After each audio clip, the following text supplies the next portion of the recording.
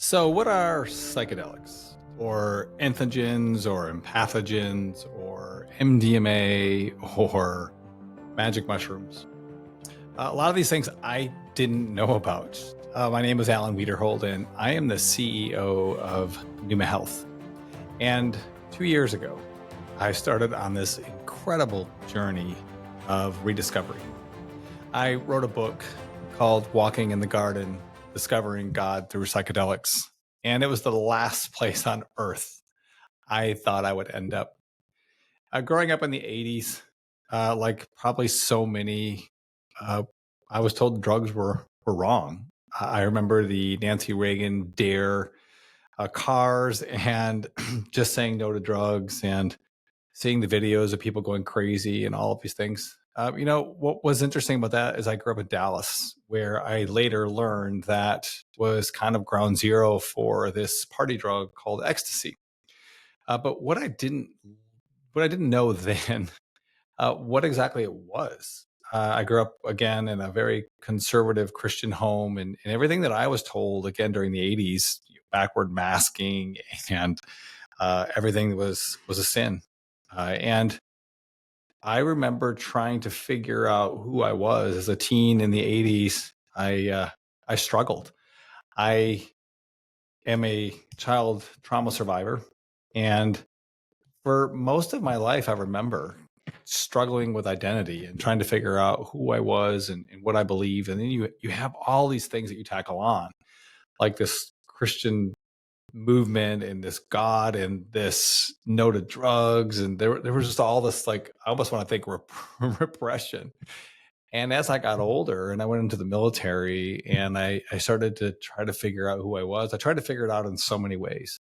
And what ultimately ended up happening is I lost my identity along the way because I never really had it.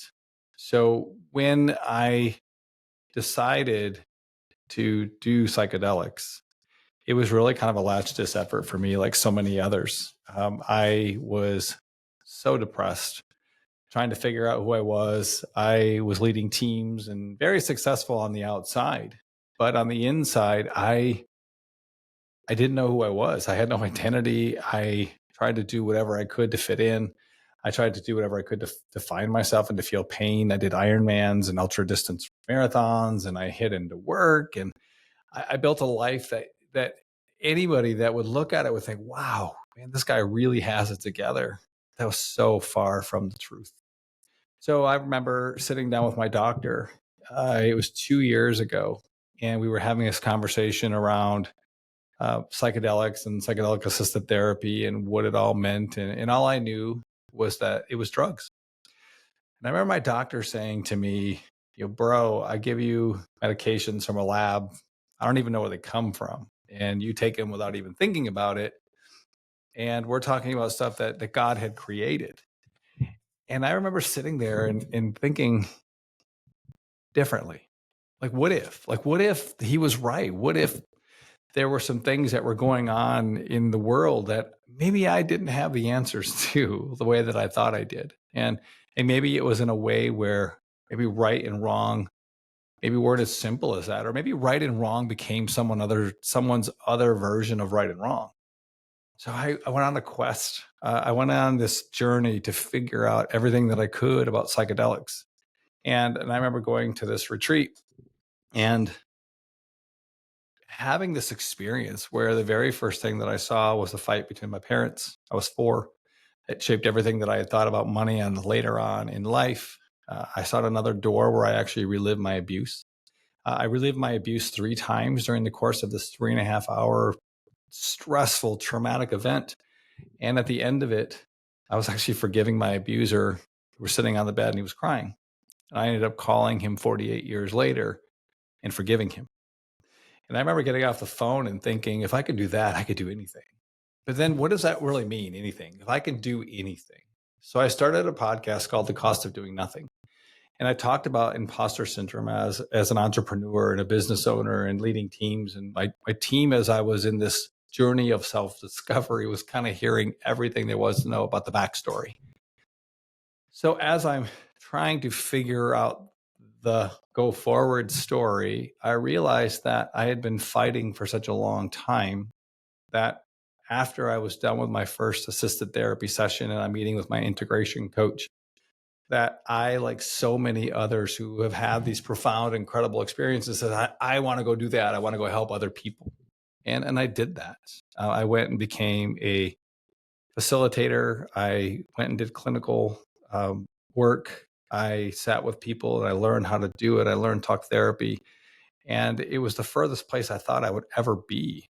Being an entrepreneur in a political science and wanting to be an attorney my whole life to finding out now that I want to help people like myself. It was a really interesting last year.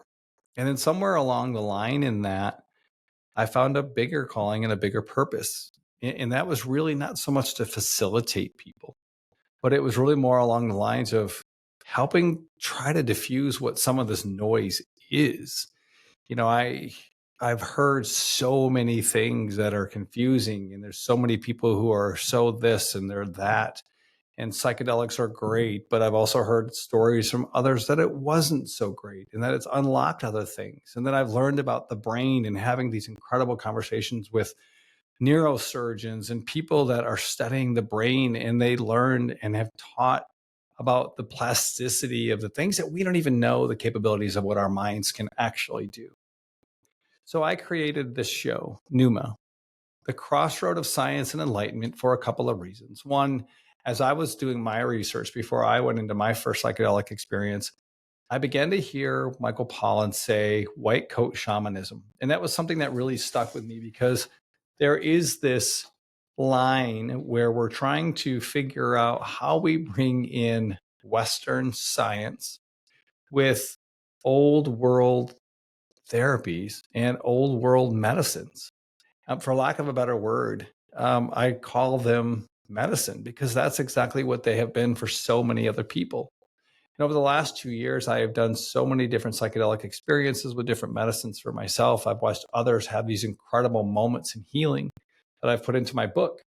But I wanted to bring that here. I wanted to be able to have those conversations with these incredible people who are doing this incredible work all over the world. You know, right now, it's almost mixed with the conversations that we're having, again, because it's almost one sided or the other on everything. But there was really no voice there for me to be able to listen and to be able to understand, what are they? What aren't they? Who are they for? Are they for everyone? Or are they not? What are the legal ramifications? How do I talk about this with my employer? What are these experiences that I'm hearing about? What is integration?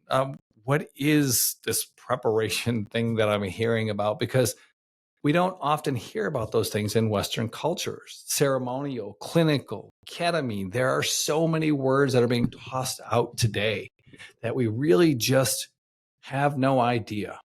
And if we just listen to one person, we hear one thing. If we hear another person, we hear another thing. So I want to bring everybody together. I want to be able to have a conversation with folks who, again, are doing incredible work in this field, from a nonprofit helping veterans like myself, but then also hearing the other side of the story of the veterans that maybe it didn't go so well for. I don't want this to be a commercial for psychedelic therapy. I want to be able to have the conversation about what psychedelics are. How do we even get the name? Because again, we talk about this empathogen and this entheogen, and we hear all of these words that are being thrown out. And we saw the FDA thing a couple of weeks ago, and we talked about blinding and all of this other stuff that a normal person wouldn't even know. So how do we do this in a way where I can come to you every week? And that's how Neuma was born. So every week, I hope that you join me in a conversation where we have these incredible folks from all over the world who are doing incredible work in and outside of traditional neuroscience. We'll have people who have had these incredible experiences and maybe some who have not. What are trips? What are trip sitters? What are facilitators? What does all of this even mean to an average person like you and me who is struggling with depression? They're struggling with anxiety, and they're trying to figure out a way to bring it all together. Maybe you're a veteran like me who had post-traumatic stress. Maybe you're somebody who just has chronic pain and you're trying to figure out how to deal with that, join me on this show. Join me on this journey as I bring these incredible people together every week where we talk about the crossroad of science and enlightenment. Welcome to Neuma.